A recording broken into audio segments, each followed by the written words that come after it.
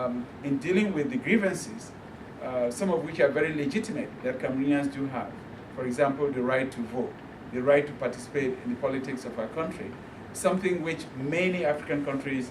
are beginning to exercise today, but which our own diaspora still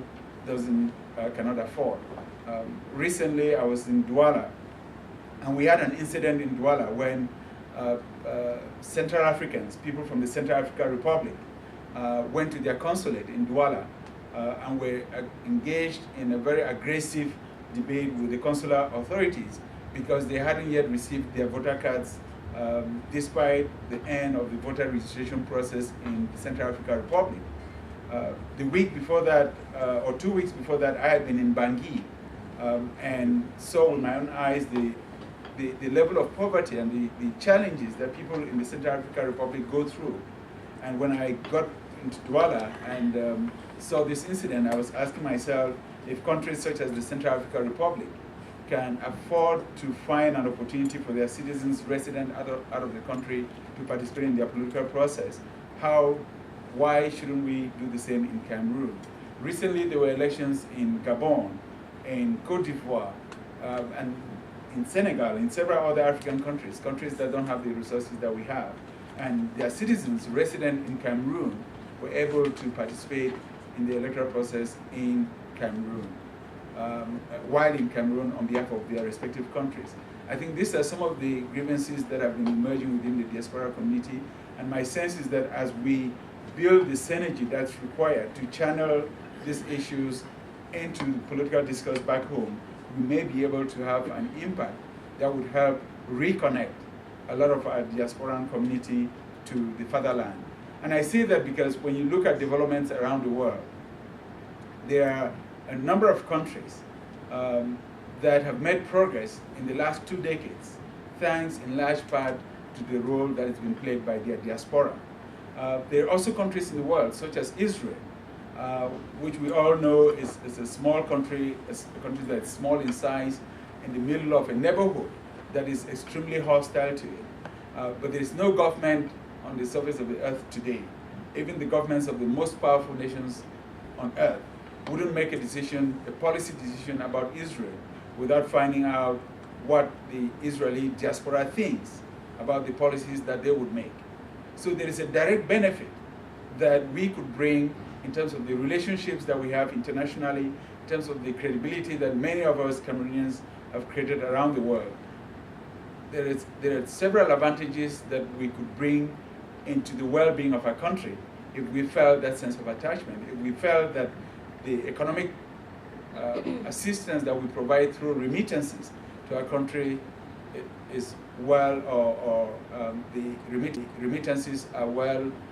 appreciated, and if we felt that avenues are being created for our voices to be heard.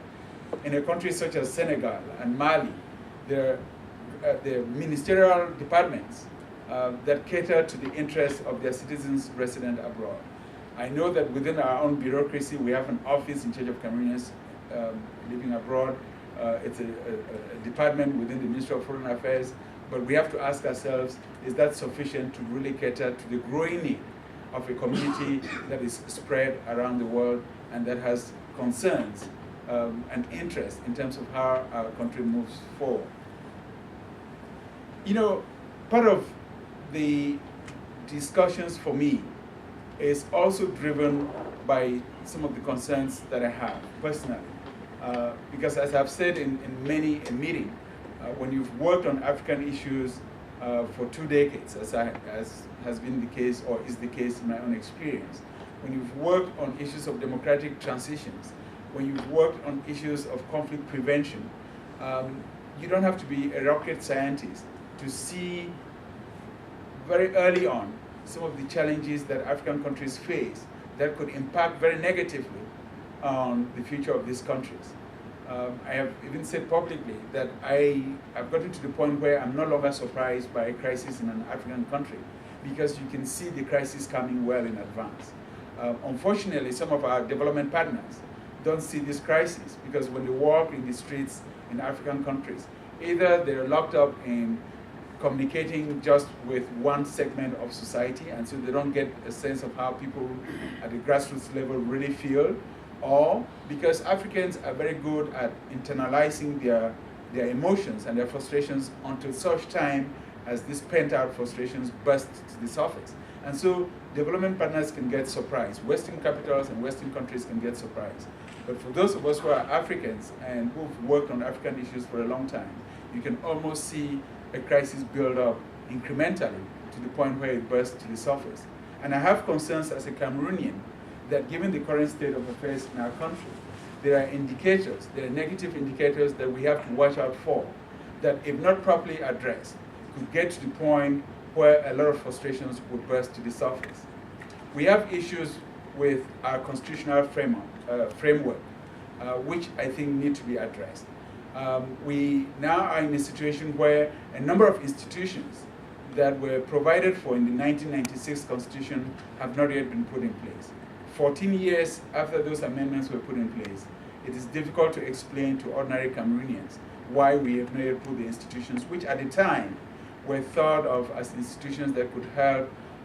mitigate some of the tensions that we see in our body politic. Even then, what may have been designed in the mid-90s as valuable institutions